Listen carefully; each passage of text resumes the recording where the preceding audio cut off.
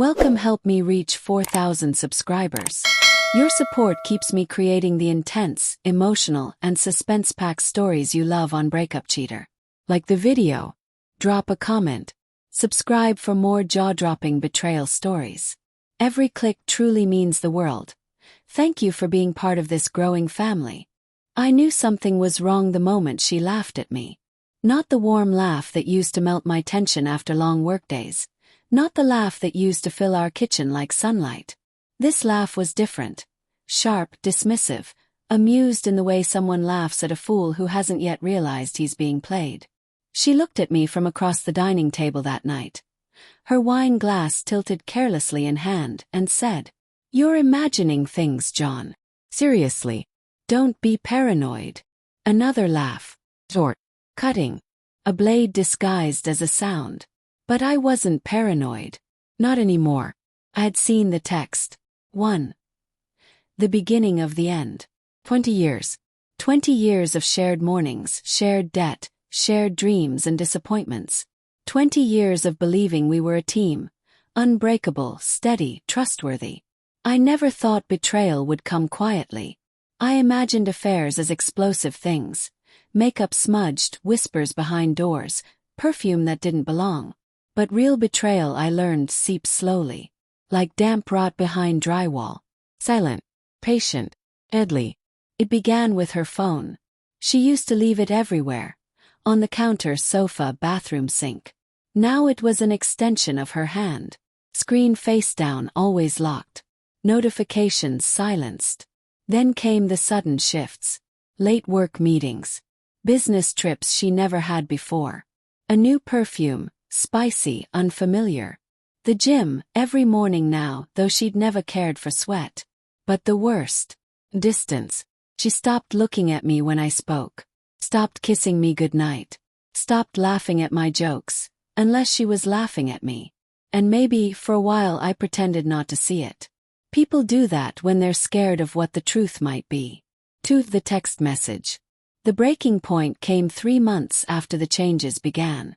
She left her phone charging beside the TV. Rare but not miraculous. She was showering, humming, and the phone buzzed. Once. Then again. And curiosity. Well, it wasn't curiosity. It was survival. I turned the phone. Can't stop thinking about last night. I wish I were in your arms again. He suspects nothing. 3 messages. 3 bullets. From Ethan. A name I didn't recognize. A name that burned itself into me like acid. My hands shook. My vision blurred.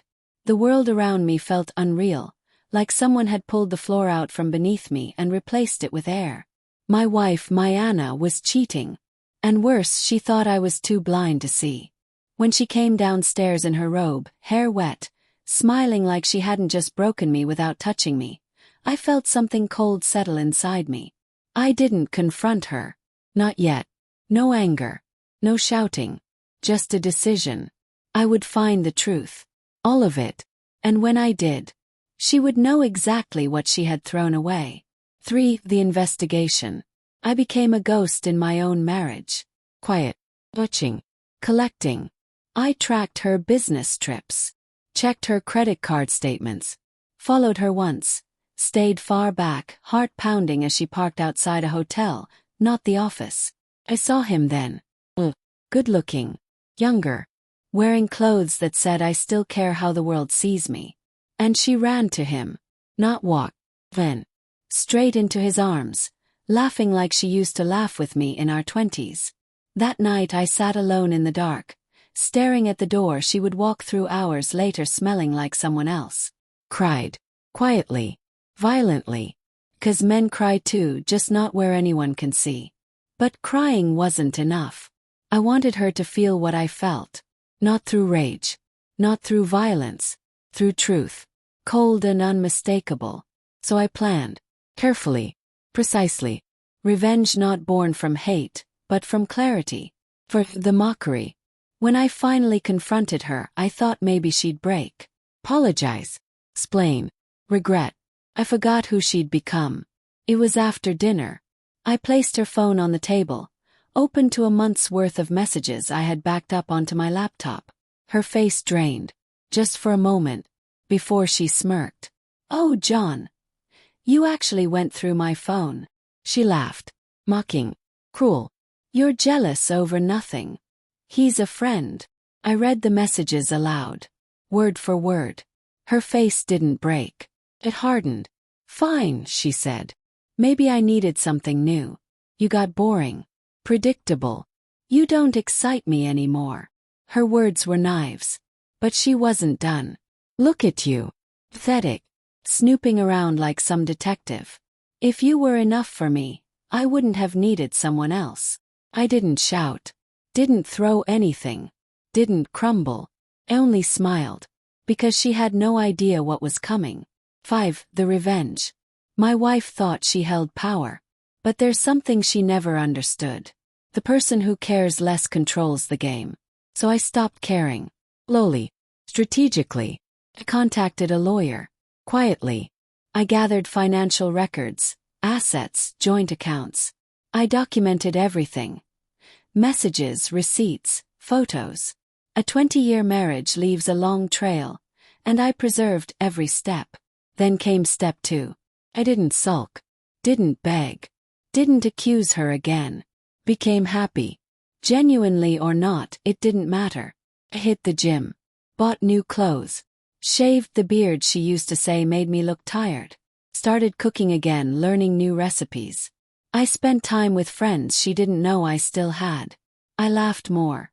Not because life was whole, but because she believed I was moving on. And she hated it. She came home one night and found me laughing at something on my phone. I stared. "What's so funny?" Shrugged. "Just someone I've been talking to." Her eyes sharpened. The woman who cheated without remorse suddenly cared who might be texting me.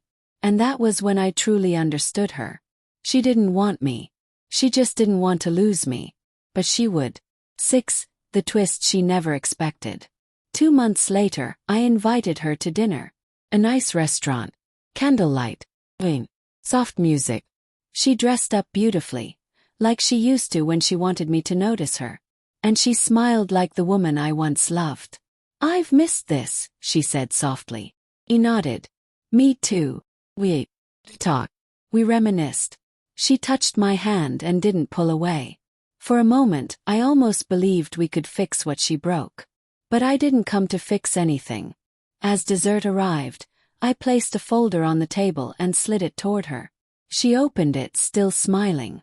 Then the color drained from her face. Divorce papers. Full custody arrangements. Asset division. Her affair documented in detail. She looked at me as if seeing me for the first time. "John, you can't be serious." My voice was calm. Carefree. "I am." Her breathing quickened. Panic replaced arrogance. "We can work through this. I made a mistake. People make mistakes." 20 years, I said quietly. "And you mocked me for being broken. For trusting you. For loving you. I won't do it anymore." Her eyes filled with tears. But tears didn't undo betrayal, but they meant she finally understood. 7. The final blow. She tried to manipulate. Threaten. None of it mattered. I had already moved forward in ways she never anticipated. I sold the house, our house, and bought myself a small place near the coast, where mornings smell like salt and possibility. I transferred my share of our savings into an account she couldn't touch. I told her she could keep her new lover. I didn't need revenge that destroyed her life. Just revenge that set me free. The day she signed the papers, she whispered, "I never thought you'd actually leave." I looked at her, really looked. And I saw not the woman I married, but a stranger wearing her skin. "Neither did I said. "But sometimes losing everything is what teaches us what we deserve." I walked away. Not victorious. Not heartless. As free. 8. The ending she never saw coming. Months have passed. Some nights the silence is heavy. Some mornings I still reach for a presence that isn't there. Healing isn't victory. Healing is simply choosing to continue. But I'm alive again. Slowly. Honestly. Sometimes Anna calls. Leaves voicemails she probably hopes I never play. She and Ethan didn't last. They rarely do, those kind of flames. Her last message was the hardest to hear. Not because it hurt, but because I felt nothing. I regret everything. Miss you. Please, Jen. I made a mistake. I deleted it. Not out of spite, but because I finally realized something she never did. A man who respects himself doesn't beg for loyalty. He walks away when love walks out. And I walked away. Still healing. Still learning. Still rebuilding a life she tried to reduce to ashes. My revenge was never to destroy her. My revenge was to become someone she could never hurt again.